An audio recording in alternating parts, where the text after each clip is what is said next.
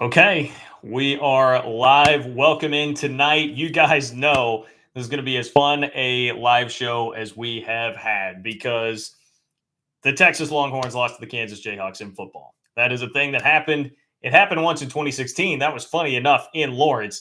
This time around, it happened in Austin, and Kansas scored 57 points to do so. Man, are we going to have some fun with this. So get on in here, fill up the chat. All the Texas hate that you guys have today, fill it up, fill it up, fill it up, because the Big 12, as I indicated in the title of this video, the tease, the hook to get you into this video, it is that the Big 12 was as unified as I have seen it in years on Saturday because everybody was pulling hard for the Kansas Jayhawks. And this is even coming from me, myself, and I, lifelong K-State fan. You guys know that I get my jokes off at the Kansas Jayhawks every now and then. And I was pulling hard for KU. I think the entire K-State fan base was rallied behind Kansas and the entire league right now. That was cathartic for everybody because there was literally nothing that could have happened that would be more embarrassing to the Texas Longhorns, period, than losing to the Kansas Jayhawks. And having it happen in Austin is just, I mean, Kansas had not won a conference road game since 2008. Okay, the last time Kansas won a conference road game, maybe this won't mean as much to you as it does to me, but I had just started my very first radio class at Kansas State University as a sophomore in college back in 2008. So, I didn't even really know totally that I wanted to be a broadcaster yet at that point in time. I'm not sure that I'd ever done any kind of radio show. I was just in the class. That was the last time Kansas won a road game there. I mean, we're talking pre-everything. George W. Bush was the president, right? That is the easiest way to describe it. I saw that Whatever You Like by T.I. was the number one song in America when that happened, which that hits home for me. I don't know if that does much for you, but that certainly does something for me. That T.I.'s Whatever You Like, which I remember rocking out to in college all the time, was the number one song the last time that happened. I'm seeing Nathan in here saying that the last time it happened, Crank That Soldier Boy was number one on the charts.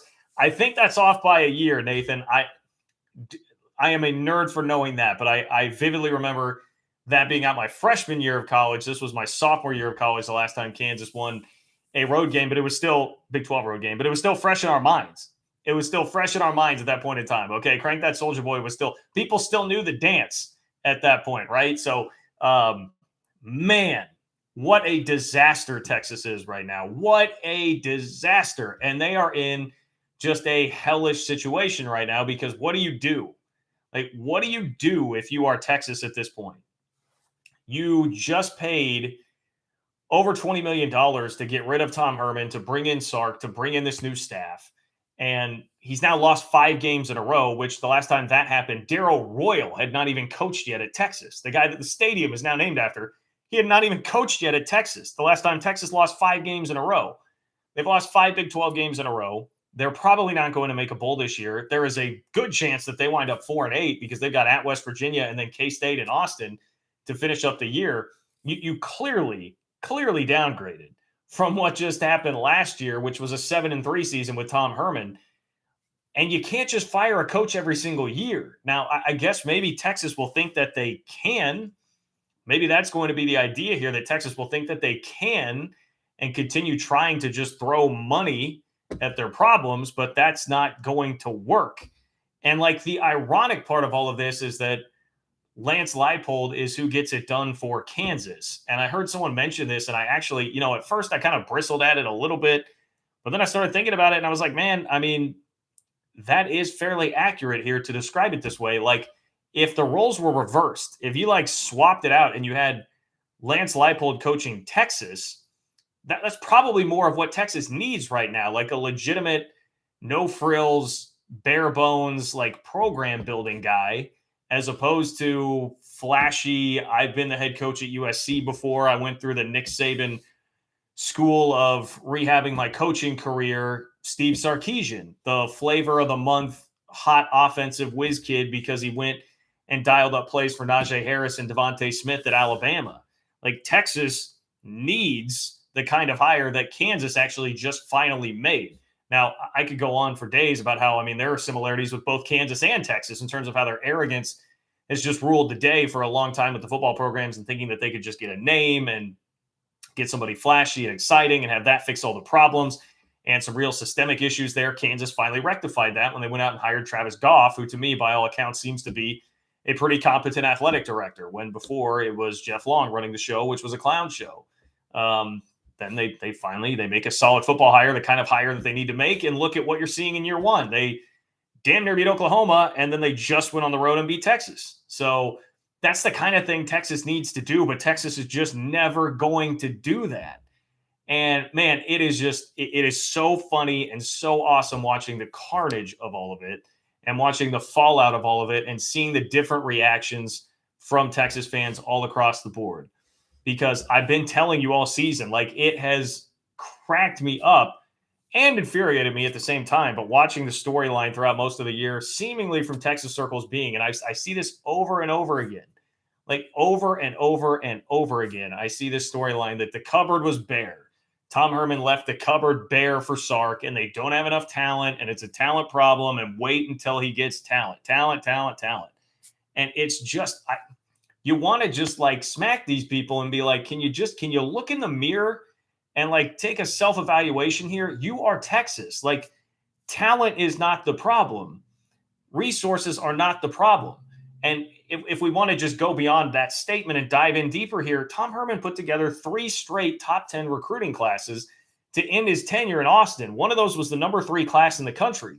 And you can tell me whatever you want about, hey, recruiting services, maybe this tells us something about that. And I saw that, some of my mentions, but like, okay, even if we're going to say that, and they may be off on some guys, in general, like, stars do matter. And there's a reason why the teams at the top of the recruiting rankings every year are generally going to be the teams that finish highest in the college football playoff rankings at the end of the year. There is a correlation there. It's not perfect, but there is a correlation there. So, like, if you do that 3 years in a row, and this is where you can't tell me it's a talent problem. You did it 3 years in a row. This is not even, like a Florida or a USC that is still a name brand, but like, Clay Helton had been recruiting more in like the 15 to 20 range there at USC. So, okay, I, as a Kansas State fan, would still roll my eyes a little bit and say, like, okay, talent problem, you guys are still doing all right. But, relative to USC's peers, who they think it should be, yeah, they weren't recruiting at that level. That's not the case for Texas. Like, they recruited 3 straight top 10 recruiting classes,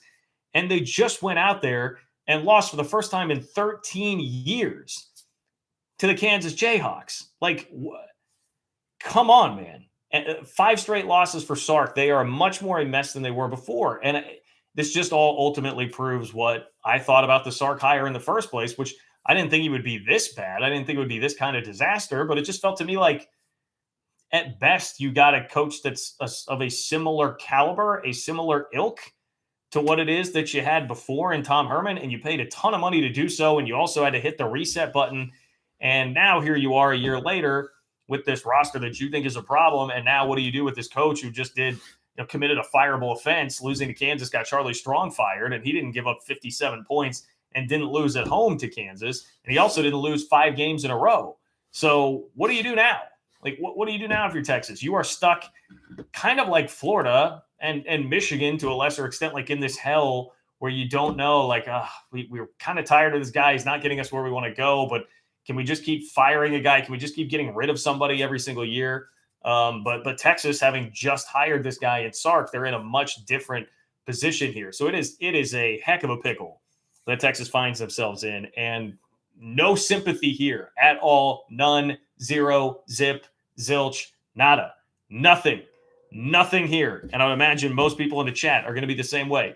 There is no sympathy, not a single ounce, not a drop of sympathy coming from me, and there shouldn't be from anybody else in the Big 12. I'm going to get back on that train here in just a moment, but I saw I got a donation here, and I want to remind you I should have done it before I started. I'm just too excited to rip Texas, guys. A little bit too fired up here to rip Texas. If you want to donate, you can click the $sign below the chat box below where it says say something. It'll make sure your question or comment gets up to the top of the chat, like Matthew has already done here. Otherwise, I'll try to get to what I can throughout the chat. But if you want to guarantee that yours gets up there, you can donate by clicking the $sign below the chat box. So Matthew says, went to the Bill yesterday, and aside from the game-changing pass on 4th down by Skyler, I don't know if K-State has a solid enough passing game to beat Baylor. I hope the run is enough. What do you think? Well, Matthew, it's going to be a big game. This is one time where I can say the K-State conversation is actually somewhat relevant to the Big 12 because Baylor has a huge game in Manhattan next week. It's relevant to the Big 12 title race. That's 8-2 Baylor, 7-3 K-State. K-State actually opened as a 2-point favorite in Vegas today. Look, the passing game's actually been pretty good this year. Skylar Thompson's numbers, he's been in the top 10 in passing efficiency in the country throughout much of the season. I think they're getting a little better at receiver. Yesterday was not the most in sync the offense has ever been, but that's a pretty good West Virginia defense. And I was hammering this on Twitter because of the criticism toward K-State's offensive coordinator, Courtney Messingham. But that was actually the second best points per drive performance that a team has put up this year on West Virginia. Why do we always cite points per drive? Because K-State is the slowest paced team in the Big 12. So points per drive becomes much more appropriate there to give credit for the amount of like the actual efficiency that you're having instead of just raw points, raw yards, whatever, because K-State doesn't play high possession games. So, yeah, I think they have enough to beat Baylor. Does that mean I think they'll win the game? Not necessarily. No, I think it's going to be really tough. Baylor's really good. I mean, watching them against Oklahoma, that was an impressive performance. And we're definitely going to get to that. I tell you what, we're going to get to that because that was also pretty sweet. I mean, I don't have near the level of hatred for Oklahoma that I do Texas, but still to just see both of those teams going down on the same day when they did make this play of arrogance and this play of we're better than you and leaving the conference. Yeah, it's pretty sweet to watch them lose and then whine about it, which obviously is the part where Oklahoma comes in as well. But yeah, Matthew, I think K-State has enough. The offense is, if you look at a lot of different metrics, you can argue K-State's been like a top 3 or 4 offense in the Big 12 most of the year. So I think the potential is certainly there. But again, it won't be easy. This is a defense that's, similar in a lot of ways, I think, to Oklahoma State. And K-State played a horrible offensive game in Stillwater, but that was without Skylar Thompson. So now that you do have him, and Skylar tends to be up and down and kind of have a dud game here, a dud game there. I think you hope that the dud game you just got out of the way against West Virginia because he only threw for 130 some odd yards. I think you hope that next week it's going to be better. But it'll take a heck of a game plan. And K-State this year has basically been lose to everybody better than you and beat everybody that's at your level or worse. And Baylor is definitely, on paper right now, I would say better than K-State. So if we follow that trend, it's a game that K-State would lose.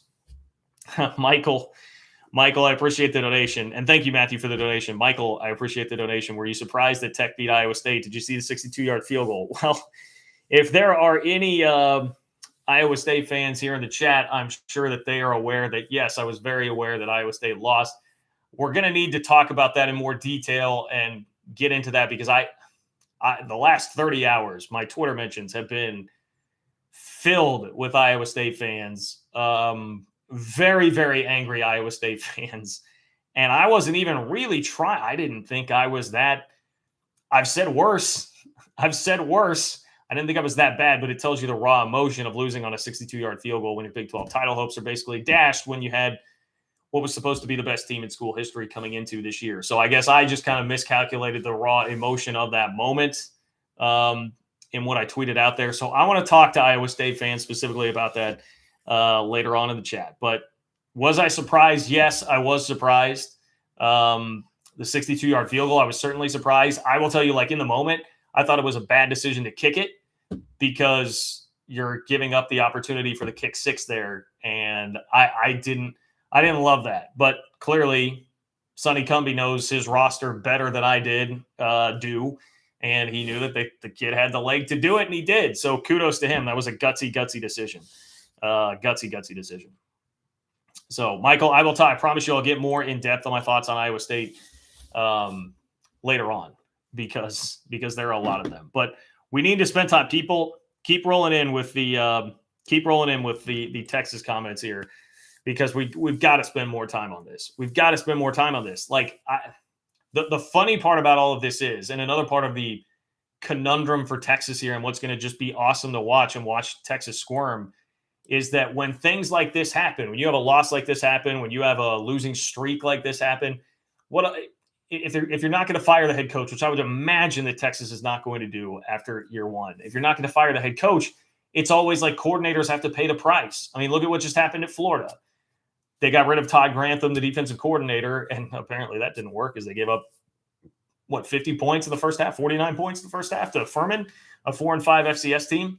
But the idea here is going to be, well, we have to fire coordinators. We have to fire coordinators. Well, you just gave up 57 points to Kansas. And all offseason, I heard about this Texas defensive coordinator hire. Double check. Yeah, Pete Kwiatkowski, who they're paying like $1.7 million this year to be the defensive coordinator. He was the hotshot guy. This was Texas's. I literally heard this, man. I literally heard this. And you know what? I will use the name because I think it's, I don't want to be like chicken guy hiding behind, oh, so-and-so said. But like Ian Boyd, who works for Inside Texas, and like I've always appreciated his like football diagnosis, his football acumen. He would go through in the Big 12 and Big 12 games and really break down the film of what was going on. But man, I mean, he just throughout this whole process, he has been exactly what you would expect from the Texas stereotype. And I just remember talking to him probably like late July, early August. It was after everything had happened, and we talked mostly about that. But then we started talking about the season, and he said, well, no, I think Sark is going to be better. And a big part of it is because Texas went out and spent big money on this defensive coordinator. Again, kind of insinuating that like the problem had been Texas had not spent enough money, or that they weren't willing to go pay $1.7 million for a coordinator, which again, to me, that just seems to be like, just you guys are so aloof and just like unaware of your own faults and shortcomings and what's happening here. And everybody can see it from the outside except for you, because you're so like insulated in this world of, we have all the money and can fix all our problems and the brand and Bevo and all this. But that was I was like, okay, well, I guess that guy must be pretty good. And here he is in late November giving up 57 points to Kansas. I mean, guys, like I just watched the Kansas offense in Lawrence myself a week ago, and outside of one drive, there was one drive where Jalen Daniels made some plays, but that was about it. You know, and Jalen Daniels, credit to him, Kansas's quarterback, he played a tremendous game, but they were going to redshirt him. Like that guy had not been the starter this year. They were playing Jason Bean. They didn't think he was good enough to be out there and play. And it was only because K-State hurt Jason Bean the week before that Jalen Daniels like re-entered this whole conversation. So this was not like some world-beating. I mean, Kansas fans, I'm sure, will tell me that Jalen Daniels is up and coming, and I do think he has a lot of potential, so I don't want to run him down too much. But it was not like this is a guy that's been, you know, killing it all year and then just did it on a national stage against Texas. That's not the case at all.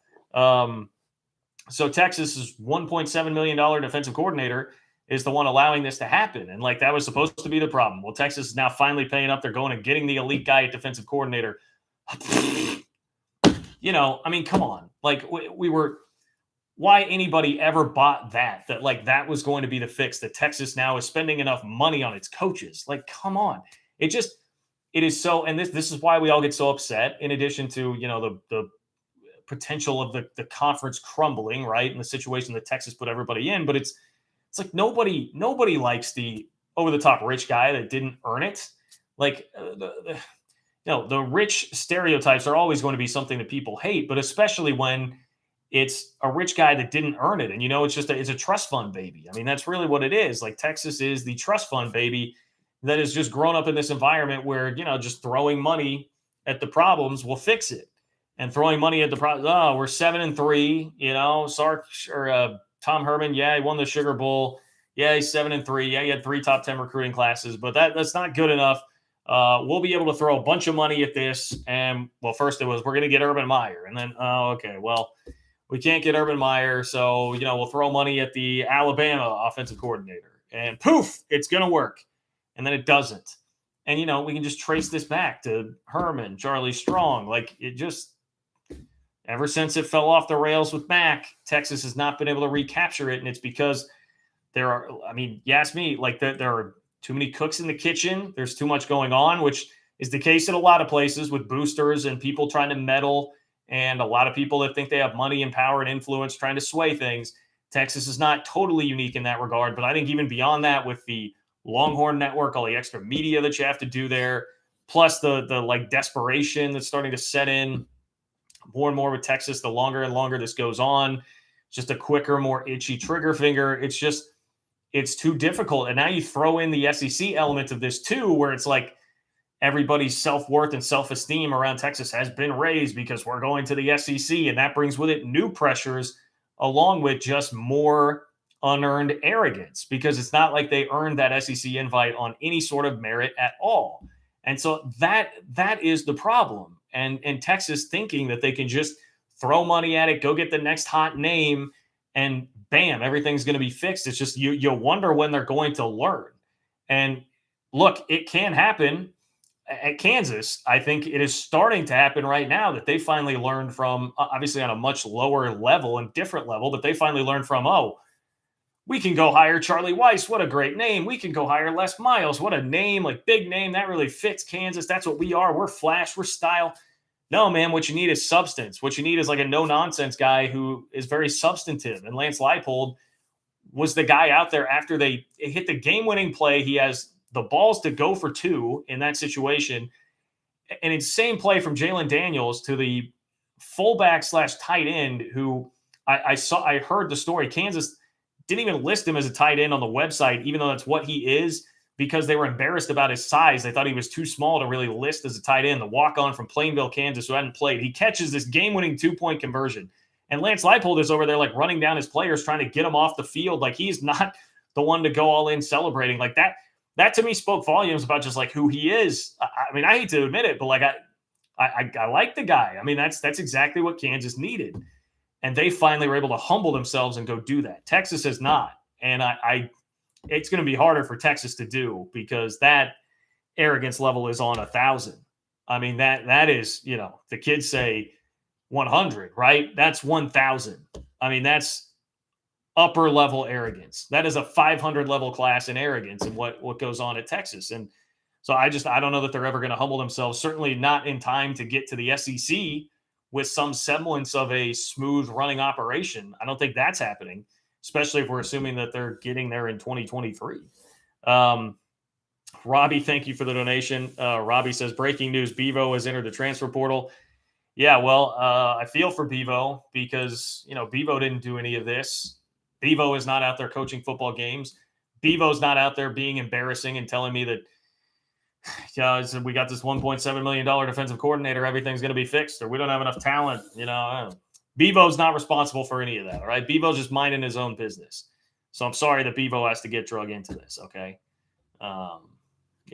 It's kind of like that whole confrontation with Uga, right? That was the last time I really remember seeing much of Bevo. So maybe I shouldn't feel as bad for him. I don't know that Bevo's getting drugged through the mud all that much. Robert says, just got on, so I don't know if this was said. Love that you could actually hear SEC being chanted in the crowd after OU and Texas losses. Yes, Robert, thank you for the donation, and thank you for bringing that up. The fact that Texas, at DKR Texas Memorial Stadium, such a proud college football cathedral, that Texas had to endure mocking SEC chants from Kansas fans in their own stadium is just double chef's kiss. Not only chef's kiss, that gets the double chef's kiss. That is the most insulting thing that could ever possibly happen to anybody. To anybody, I wouldn't even say in college football. I would say in sport. In sport, the team that has not won a conference road game in 13 years wins in your stadium the year that you announce that you're going to the SEC because you are too good for the rest of these jabronis in the Big 12, and they come in and get to mock you with the SEC chant in your stadium after beating you in overtime and, frankly, just handling you throughout the game. This was not fluky. Kansas was up by 21 on multiple occasions. Like there was nothing fluky about this. Kansas went out and just outplayed and spanked Texas in their own stadium, and that is something we can all commend. We can all commend the Kansas Jayhawks for. And another part of this, man, there is so much of this. There are so many layers of this that are just amazing to take in. The arrogance of Texas fans, media, etc. One of the other prevailing storylines about Texas leaving for the SEC was that we are tired of playing Kansas. Like I remember seeing that direct quote, we are tired of home games with Kansas, Kansas State, and Iowa State. It doesn't get us excited. Like we'd rather those home games be against LSU and Georgia and Alabama and whatever, which they're not all going to be. I hope South Carolina and Vandy. I hope you guys are pumped up for those games, which you'll probably lose here at this point, the way things are going. But that's the other irony. Like Kansas was held up as this, well, we just have to leave here because we are mighty Texas. We can't be seen slumming around with Kansas. You know, it's like a kid at high school. It's just like, oh, I can't be seen hanging out with Jimmy. I can't go to Jimmy's house. I mean, I am on a way, way higher social status than that kid. Like he's a band geek. Why am I going to hang out with him? And guess what? You just got punked. You just got beat up by the band geek. He just smacked you across the face with a trombone. Like that's what happened on Saturday. And that was the whole attitude of Texas. So to see them then lose to that very team that they were holding up as this example of like why we want to leave the league, it's just, I got to give it another one. It's great. It's great. And, you know, you can sit here and call me a hater, and you can sit here and say, you know, not great for your health, not the most mature, not the best thing for your mental health to sit here and take so much joy in all of this. But like, you guys all know, like this means so much to us, right? College football, our schools, having a league, having a team that matters, that has a chance here. And that was all almost taken away, certainly threatened with no regard for our relative safety here in it, speaking in this context, in these terms. So yes, that's how everybody is going to feel, and that's how it is going to go. And there is going to be no love lost here. And this is probably a good jumping off point to transition to what happened with Oklahoma. Because I think what you saw at the end of the Baylor-Oklahoma game was a lot of like, hey man, there's no love lost from anybody around here, and you're not going to get any help if you're Oklahoma or Texas from anybody, officials, fans, opposing athletic directors, like whatever.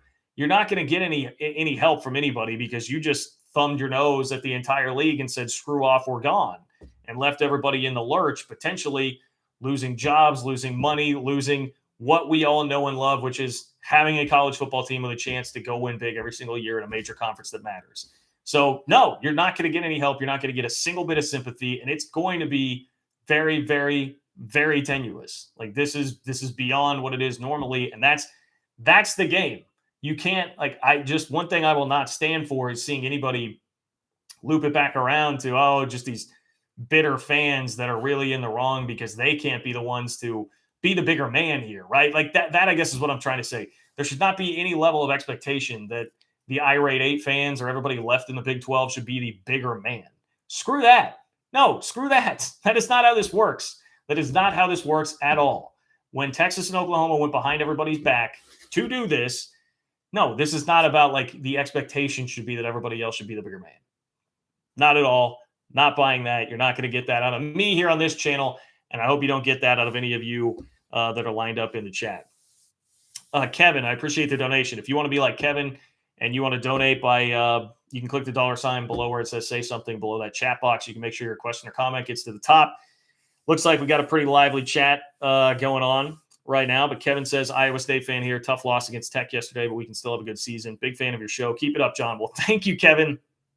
Thank you for that. Apparently, you are not one of the Iowa State fans that was just killing me yesterday. Just so mad. Like we've had this little rivalry going on, the K-State Iowa State thing, and I've certainly been one of those at the forefront of it. But I was not intending to like make you guys, like people like threatening to. It was pretty rough there yesterday. I did not intend for that to happen. So Kevin, I hope we can still be friends. And I'm going to talk more about that specifically here. But let's get into Oklahoma. Oklahoma loses to the Baylor Bears. Again, mock SEC chance. They're great. Keep them coming from now until the end of time, anytime you get the opportunity to, against these schools. Baylor whipped Oklahoma, manhandled them, ran all over them. The defense smothered both Caleb Williams and Spencer Rattler. I mean, when there are like chants from the Oklahoma fans there to put Spencer Rattler back in the game, that's how you know you've really won. Like you have really taken the neck and just squeezed the life out of Oklahoma if you're Baylor and you got that. So that had to be really satisfying. Shout out to John Morris, who is the Baylor play-by-play voice, a super nice guy. I loved his call at the end of the game. I heard it played, I think, on College Football Final, where he just said, and Baylor beats Oklahoma. Winning a game like that just means more. It just means more to beat Oklahoma.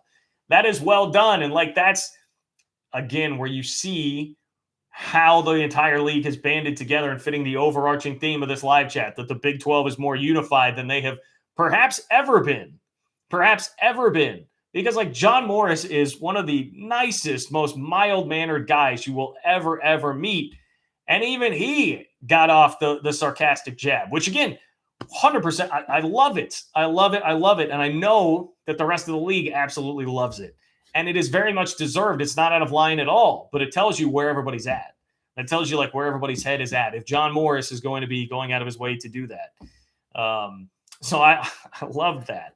But at the end of the game, it's like, it's not just that Baylor beats Oklahoma, because again, I'm happy to see it. I think Dave Aranda is a great story. I think Baylor winning the way that they are is a great story.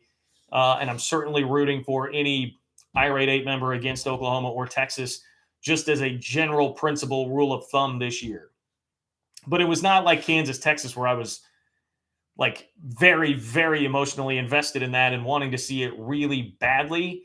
But when you tack on the way Oklahoma and Lincoln Riley acted at the end of that game, it kind of brought me back into that, where it like took it up another level or two from where I was in terms of the satisfaction of seeing that happen. Because like, what the hell is Lincoln Riley doing? Like, you just could not come across more tone deaf in that situation and just more whiny.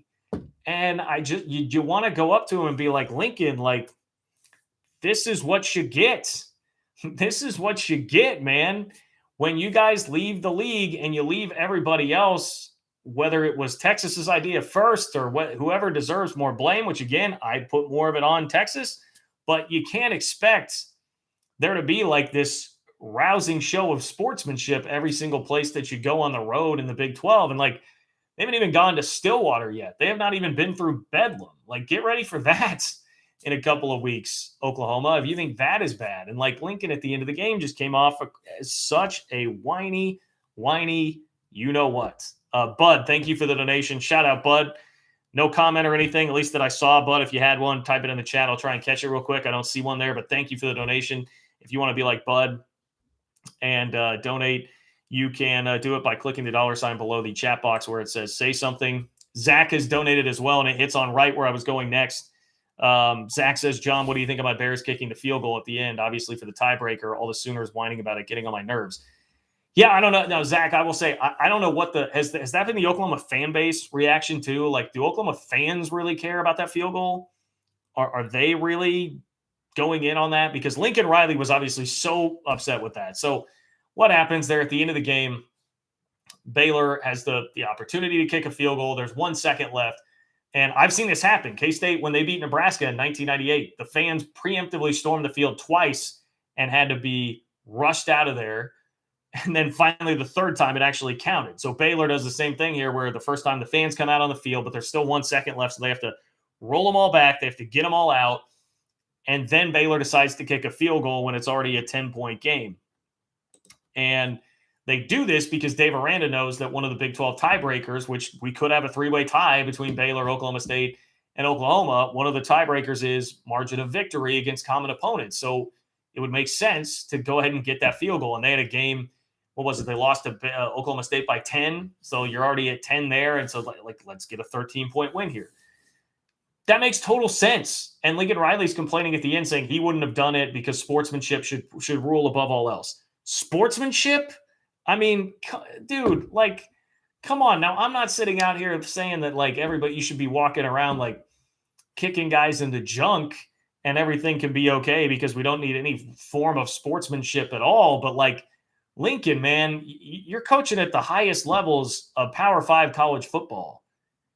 And you're going to whine about sportsmanship in a 13-point loss at the end of the game? Like, that requires – I wish I had Dan Hawkins here to give me the – go play intramurals, brother. Like that Lincoln, go play intramurals, dude. Like go run the intramural circuit at Oklahoma like Baker Mayfield was for a while when he first walked on at OU.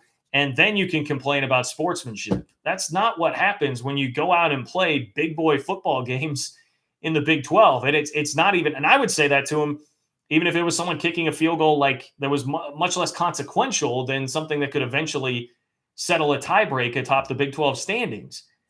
It makes sense. Like Dave Aranda is not an a-hole, and Dave Aranda was very calm, cool, and collected when he explained this, and it makes perfect sense. And anybody that's reasonable and not just overly emotional in the moment, in my opinion, too emotional, in the moment can take a step back and realize that and see that. That was bad. I mean, I don't know. Like, I see Fabio in there saying, like, I like him in terms of Lincoln Riley. I did, but there's been a lot of this whining from Lincoln. I mean, the stuff with the media earlier this year where he shut out the media and said no more, and has been very, very restrictive and whiny with the media about accidents. It's just like a lot of things have come across where Lincoln Riley's just a whiner. He's just a whiny, you know what? And that's fine if you're going to win. If you're going to win at the level that he's been winning at, like, you're going to be okay. In general, that's going to be fine. But when you start having cracks like this, I mean, you're going to, like, that's going to, you have not bought yourself a lot of leniency from everybody else here. And it just comes across so bad when you lose that game and you're going to whine about that at the end, especially when there was a perfectly reasonable reason for Baylor to be doing it. I just thought it was embarrassing. Like, the question there from whoever just asked that and donated, and again, I appreciate it, but the answer is I think it's embarrassing. I thought it was embarrassing for Oklahoma and Lincoln Riley. And you guys know, like, I have been really pretty reasonable with Oklahoma this whole time. I said, like, they earned it by being so good in the Big 12 and, like, carrying the league all this time, unlike Texas, which they have not.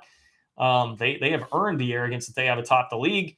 Been pretty chill with that. I have liked Lincoln Riley. I've last week got on here and said Oklahoma's a better football team than Michigan and Michigan State. Why are they ranked below them? And then lo and behold, now I look silly. So, like, I've carried water. I guess the point is here, I've carried water for Oklahoma and Lincoln Riley. And I'm going to say here at the same time, like, that is embarrassing. As somebody who's not just been like an over-the-top Oklahoma hater, I think it's absolutely embarrassing the way that Lincoln Riley conducted himself there at the end of the game. I can kind of understand, like, the being upset with fans storming the field. And I do look, should Baylor have been penalized 15 yards for having the fans storm the field too early? Like, I would think so, because, you know, if a coach goes too far out onto the field at a certain point in the game, you'll get a 15-yard penalty, right? So, I mean, I would that stands to reason. I can understand why you say, well, it should be a 15-yard penalty. But then in the end, like, what are you really arguing about? You're really arguing about whether or not you got beat by 10 or 13. And the other part of it that just screams being so tone deaf. And Justin, I see your comment here. I'm going to get to it. I appreciate the donation. It's about Tech and Iowa State, and that's where we're headed next. The other part of this is when you're at a place like Oklahoma, you come across extremely tone deaf when you're going to whine about somebody, like, running up the score and sportsmanship and all that. When go look through the annals of history, Lincoln, let's go look at all the scores from the 70s and 80s and pre-scholarship limit days and what Oklahoma used to do to schools like Kansas State, Kansas, Baylor. What did Oklahoma do for decade upon decade? They ran up the score. They won games by 50, 60, 70 points. That's what they did throughout the history of time, throughout the history of their programs. So you can't whine then when it comes back around that someone's going to beat you by 13 instead of 10. Like, it's just, it is so sending the wrong message. It is so tone deaf. It is so whiny. All of the above. And again, to me, frankly, is embarrassing. And it reminds me of in 2003, K-State went into Lincoln, Nebraska and won for the first time in Lincoln since the 60s. And when they did, it was 38-9 was the final. K-State scored a touchdown late where they were just handing the ball off, and they get a touchdown. Darren Sproles was running at that point in time. So, like, Sproles, I know, broke one off late. Well, Bo Pelini was Nebraska's defensive coordinator, and he threw this fit after the game complaining about K-State running up the score. And it was just like, K-State beating Nebraska 38-9. You could go find 100 instances over the series history of K-State and Nebraska where Nebraska won by 50 or 60 and just would blast K-State, roll up those scores every single week. So, like, to have the gall to turn around and be like, oh, you beat us 38-9, oh, sportsmanship, running up the score. Like, what? Nobody likes the guy that does that, and nobody has any respect for the guy that does that, and shouldn't, frankly. So, yeah, I lost a lot of respect for Lincoln Riley on Saturday doing that. Frankly, I did. And if I'm an Oklahoma fan, look, I'm not saying Lincoln's not a great coach. I think he still is. I think in general, like, Oklahoma's program is going to be fine. And they may still be fine this year. They very well could win out and win the Big 12 and still be, like, on the cusp of the playoff. I think they're probably done. for the playoff unless there's a ton of craziness in front of them, but they could at least be on the cusp of it. All that could still happen.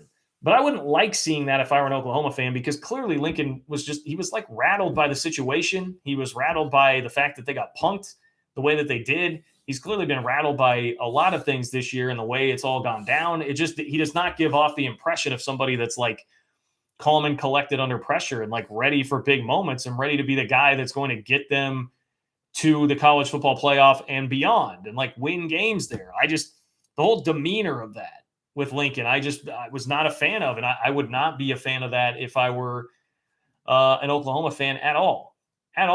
So, and by the way, I say, and I saw someone in the chat earlier say, don't kick dirt on Oklahoma yet. Don't declare them dead. I'm not, but I also wouldn't be shocked to see them lose out. I mean, they do still have some problems. Caleb Williams is still young, right? Still a freshman. Spencer Rattler is definitely not like the guy ready to just jump in and take over. And they still have to play Oklahoma State, who's constructed very similarly to Baylor, right? I mean, that's a pretty physical team with a good running game and a great defense, better defense than Baylor's. Although Baylor's is still very good. That's no disrespect to Baylor, but Oklahoma State, Baylor is kind of like a slightly watered down version of Oklahoma State, and you still got to go play that on the road if you're Oklahoma. And oh, by the way, what is Iowa State's identity? Like, that's a tough, hard-nosed team with a pretty good defense and an offense that, I guess you could say inconsistent, whatever, but like they're going to rely on Breece Hall, a really tough physical running back. Like it's the same kind of thing that Oklahoma is going to see. And so you get where I'm going with this. They very easily could wind up losing those games. And I will just tell you, nobody happier than Bob Bowlesby with what transpired on Saturday. Nobody happier. I know you can look at me again and say, well, John, that's like an elegant man who's not going to. No, just trust me. But Bob Bowlesby is very happy about this. Bob Bowlesby is very happy about this. Just some things.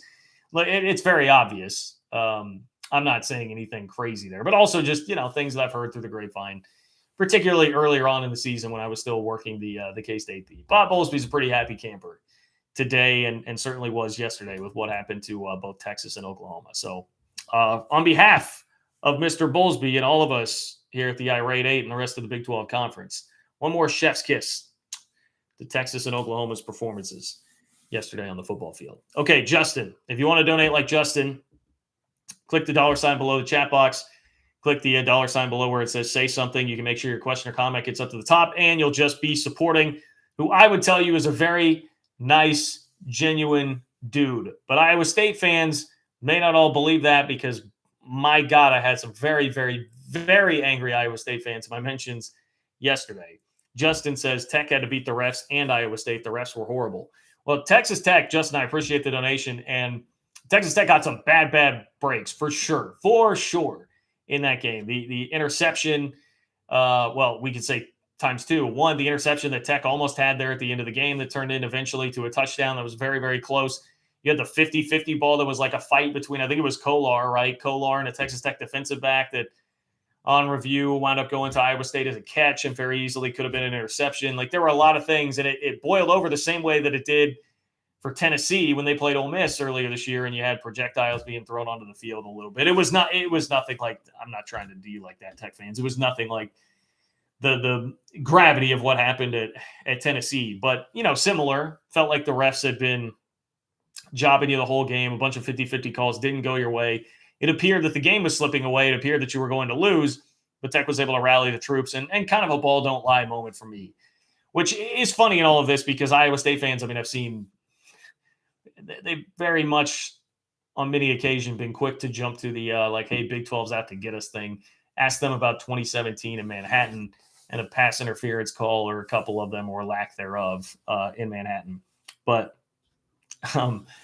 I digress. I won't go deeper into that, Iowa State fans, because you probably already hate me enough. But Tech deserves a lot of credit for just, regardless of what you're going to say about the refs and whether it was good or bad officiating, just to persevere through that. For Texas Tech, a team that has lost its head coach, a team that has been through a ton as a program, and the fans kind of bailing on things earlier this year, wanting the coach gone, like a team that completely collapsed and lost the game to K-State that they really shouldn't have lost. earlier this year to have the wherewithal to steady the ship and come back and win that game on a 62-yard field goal.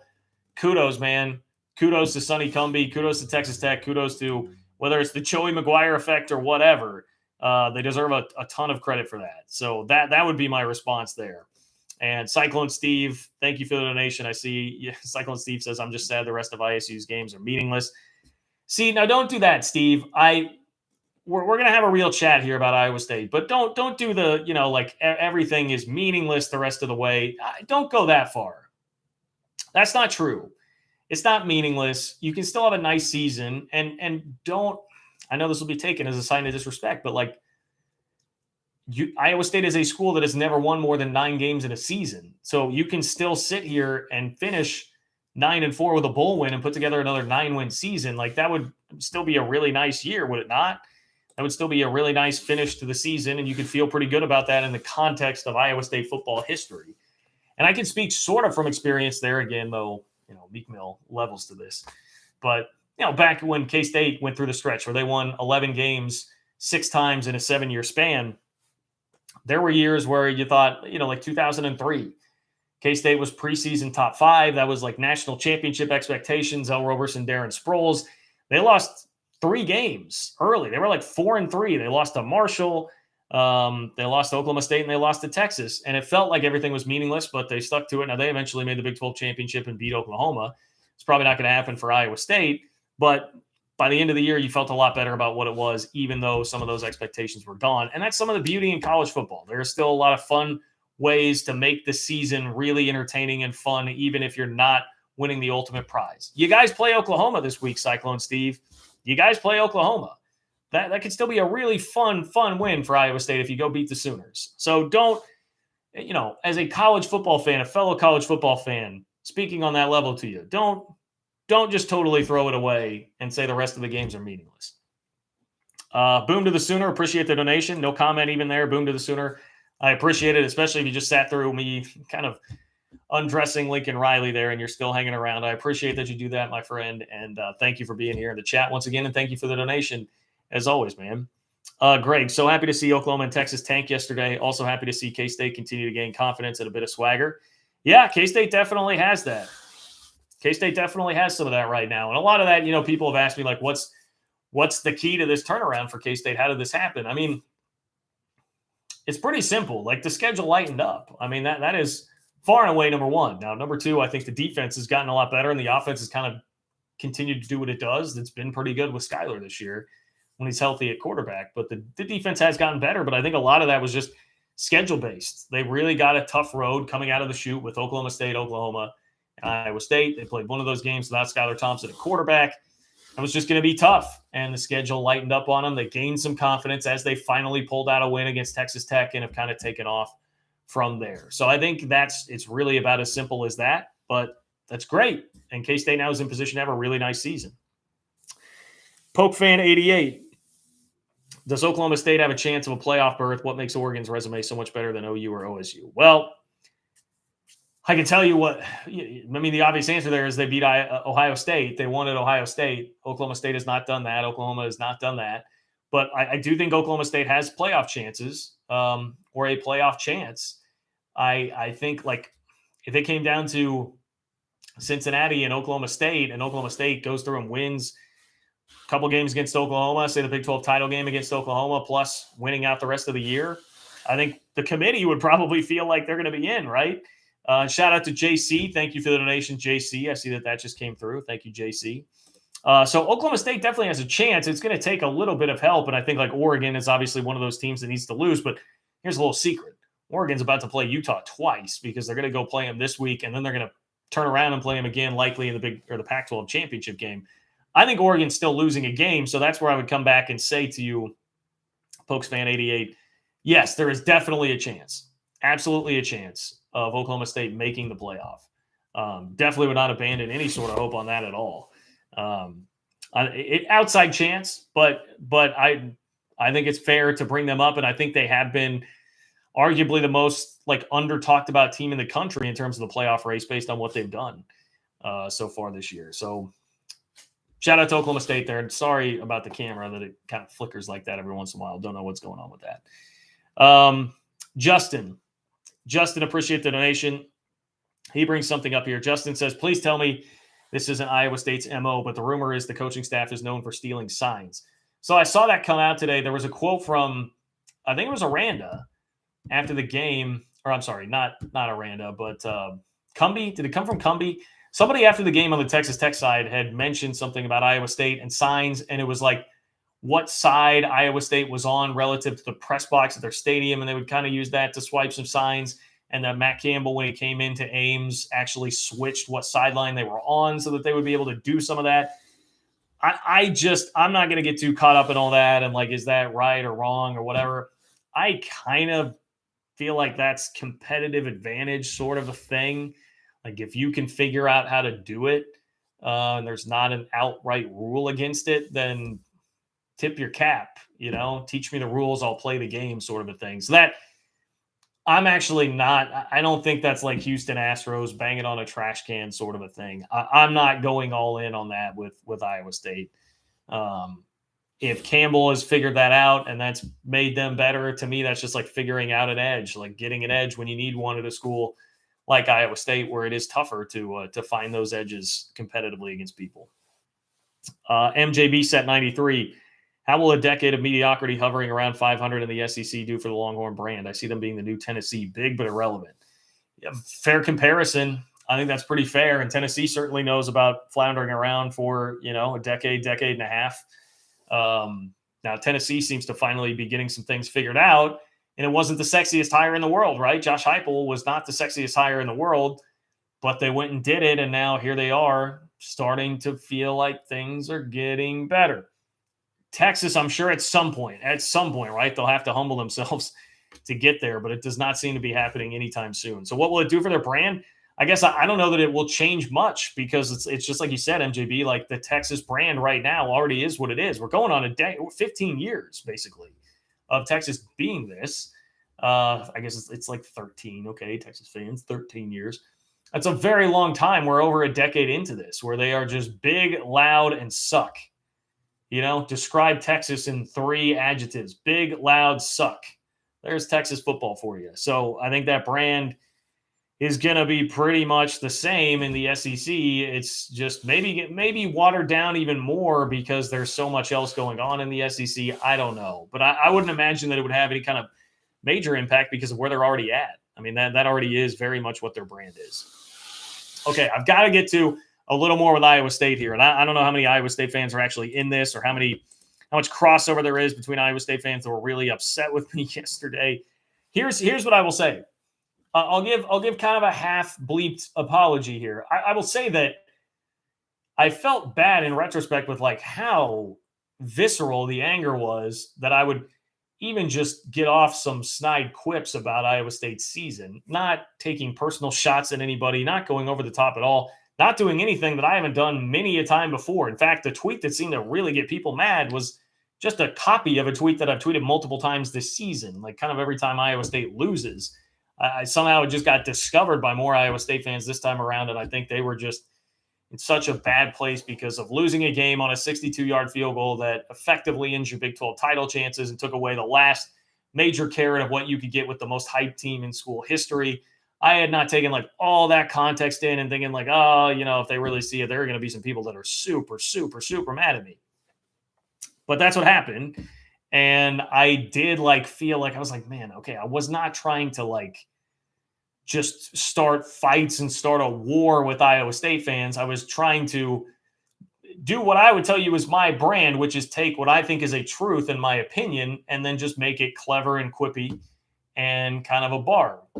And so what that was is I said, death, taxes, Matt Campbell losing 5 games with an asterisk, and the asterisk saying COVID years with extreme COVID and injury luck excluded, which I do think, again, these are all things that I do believe. Now, I'm not going to sit there and say that Iowa State's season last year should really truthfully come with an asterisk, but they got pretty fortunate with COVID luck in terms of both who they were playing and what COVID issues they were dealing with and how few Iowa State actually had in their program. Okay. But outside of that, like Matt Campbell is a guy who loses 5 games every year. That can't be disputed. And my point with that is just, I think Matt Campbell is a good to very good coach who has hit his ceiling in Ames and is going to need to go to a job where it is easier to recruit better if he wants to elevate himself above that. And so what has always annoyed me is that he is treated like an ultra elite coach when I think he's actually just a good to very good coach. And there's always more hype than what Iowa State, typically more hype than what Iowa State winds up being. Now, does that bother me even more because I'm a K-State fan and we're competing for resources here and, not having as national a brand as Iowa State right now, like hurts? Yes, absolutely. But I think some of that is like, it's just a little, it gets taken to a level that it doesn't quite deserve because the media has decided that they love Matt Campbell and love Brock Purdy and love that story and really propped it up and have elevated it, I think, beyond what it actually was. Now, Matt Campbell has still done great things with that program. I remember how bad it was under Paul Rhodes. It was a joke, and he's done great. He's done great. There's also, the comparison between Bill Snyder and Matt Campbell. And again, no offense to Campbell, Bill Snyder won 11 games 6 times in a 7-year stretch.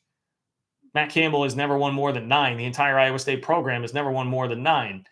It's not on that level. He also didn't take over the worst college football program in the history of the sport, which is what Snyder inherited. So, yes, does that dig at me? Sure, of course it does. I will admit the bias is here in this, but I also don't think that it changes the fact that Iowa State is in a position where Matt Campbell has hit the ceiling there. I had so many Iowa State fans like that.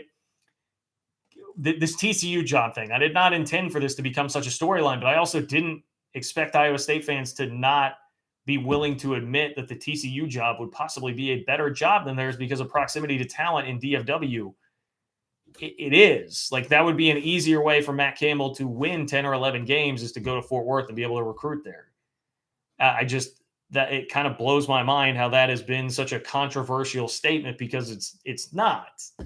Now, if the argument is, well, Johnny's turned down NFL jobs and better college jobs, why would he take that? Okay, now we can start to have a conversation, but this is again where it becomes more nuanced. And I would say, well, because this year Campbell had the best team in school history. He had a roster with the first team All Big 12 quarterback returning, the defensive player of the year in the Big 12 returning, an NFL tight end returning, and a Heisman candidate running back returning. All of that back, as experienced a roster as you could ask for. And they're going to finish probably 7-5. They'll be at best 8-4 and probably finishing 7-5. And so I would tell you that's pretty much the ceiling here. You're going to take a big roster hit next year because you're losing all of that talent. And I know Clone fans, well, now he's recruited in the mid-20s. Before he was recruiting in the 50s. Okay, it's going to take a couple of years to get those guys up and ready to go as experienced as what the crop is that he has right now. And you're losing a lot from this team. So the timing is right now to jump, one, because of where your roster's at, but two, you've also now seen, hey, I thought I had this elite team this year and we still are going to be in about that same area between 7-5 and 9-3. So I would tell you, I would think in the back of your mind, you're like, this may be the ceiling here. If I'm going to take the next step as a coach, I'm going to need to go find a different job to do so. I'm going to need to go find an easier talent pipeline to do so. DFW would be one of those. Now, I've also stressed this whole time, I don't think TCU is ultimately the job. I do think Michigan State or Penn State could be that job, however, if one of those comes open this offseason. And I think it's clear from the fact that we have reporting at the Star Telegram in Fort Worth saying that Matt Campbell is listening to TCU, did not hang up the phone, and the fact that Matt Campbell gave a very blasé, not denial, when he was asked about it and just kind of said, I just want to focus on Iowa State, did not give the denial, did not go out there like Mike Tomlin and give the denial. I think it's all pointing to, he's at least understanding the timing of this, that he can listen to some jobs more so than he was in the past, whereas in the past he could keep pointing to, we've got this team coming back, I'm going to really prove that I can take that next step at Iowa State with this. So that to me, that is why it's a legitimate conversation right now. That is why I think it is true, as much as Iowa State fans may not like it. And I said it kind of like, I always say like a Richard. I was being kind of a Richard in the way that I said it with death, taxes, and Matt Campbell losing 5 games every year. But that's basically what he is. And that's why I say good to very good coach, not elite. So, yes, are there biases coming through in that? Because of where I'm at as a fan in the school that I root for? Yes, but I also think that I am spelling out some hard truths and some realities that are actually there for Iowa State fans to consider. So that's where we're at. Didn't mean to just totally kill you guys on what was a really tough day yesterday. At least not to the point of having you guys like ready to burn down my door. But anyway, I digress. I got to get to some comments here. Rob, thanks for the donation. Rob S. Huge coaching changes this year. Washington just fired Lake, LSU and USC, probably Florida, Miami. Vatek, GT, UNC, WVU next. Do Campbell and Aranda move? Okay, Campbell and Aranda. You just basically heard my Matt Campbell thing there. Levi, there's a fundamental misunderstanding of what the situation at Iowa State is and what Matt Campbell has built. Levi, expand upon that for me. Are you saying that is a misunderstanding from me, or is that a misunderstanding from those, like kind of what I was saying, like it's not quite this Taj Mahal that everybody thinks it is, even though it is very good and certainly relative to the history of Iowa State football, it's great. But, the Big 12 championship, college football playoff, like those sort of expectations were premature. I would be curious to see where you're at specifically on that. Now to the question before, do I think Aranda and Campbell move? I think, obviously I just outlined, I think there is a chance Matt Campbell does. I think the most serious threat would be Penn State, followed by Michigan State. Although Penn State then, like Luke Fickell starts coming into play and all of that. So, we'll see. But I think those would be jobs that would be bigger threats than TCU. But I think, again, the fact that he didn't hang up the phone on TCU tells you that there's a chance. Aranda. Do I think Aranda would move? If LSU called Aranda, yes. Yes, I do. I think he'd be pretty foolish not to go. I think LSU, to me, is the best job in the country. So, yeah, Matthew, thanks for all you do, John, Red Raider fan here. Do you think we have a prayer next week to ruin OSU's season? Yeah, I think you have a prayer. I mean, look, Iowa State and Oklahoma State, if we want to play the comparative score game, you can do the math there yourself and figure out that that there's absolutely a chance there because Iowa State beat Oklahoma State and now you guys beat Iowa State and now you're going to play that game. Not going to be easy at all. And frankly, like, to me, it feels a lot like the scenario of like TCU goes out, pulls off the upset of Baylor, and then they turn around. They don't have it for 2 straight weeks. West Virginia goes out and beats Iowa State. They come back and play in Manhattan, and they get beat pretty soundly. Teams like that are certainly good enough in the Big 12 to pull off the one-off. It's hard to do it back-to-back weeks against teams that are of that caliber and really good and kind of the upper crust of the league. So I would have my doubts, but I definitely think there's a shot. Like Oklahoma State also is not – now they just blasted TCU this past week, so this will land a little flatter than it would have earlier in the season. But they're not a team that's like a high-powered offense that's beating people by 70 all the time either. Much more defense, ground game. I think that could lend itself toward keeping you around more in a close game. Wouldn't predict it, but I do think there's a shot. And back to the point, I'm trying to get to all these questions. I had like 4 pop up there, and I appreciate all you guys donating a ton. They go away. If they would just stay there and I could like click back and forth between them, this would be easier, but I have to get to them fast enough before they disappear on me. Aranda, the threat there obviously is LSU. I don't know. Has there been a lot of buzz about Aranda? I'm looking in the chat right now. Has there been a lot of buzz about Aranda and jobs other than LSU? I mean, the obvious connection there that he had already been there, helped him win a national championship, and now has had a fantastic season here at Baylor this year. I would definitely be worried about that if I were Baylor. But what I would also say is that Baylor, the job in Waco has actually proven to be pretty steadfastly tenable for a number of different coaches. Art Briles obviously did what he did, went through and won a ton of games. And then not only does he leave or, he has to be fired, but there's also like all this controversy. And so you think that would make the Baylor job more difficult and make it tougher? No, Matt Rule comes in, he turns them around. He gets them to a Big 12 championship game and a New Year's Six bowl. Well, now Dave Aranda has them on the same path after Matt Rule left for the NFL. So we've seen it now with 3 coaches. So even if Aranda leaves, this is not like a job where, for instance, Kansas State, like now Chris Kleiman appears to be doing a pretty solid job and pretty similar to what Bill Snyder was doing for the back half of his second run at K-State.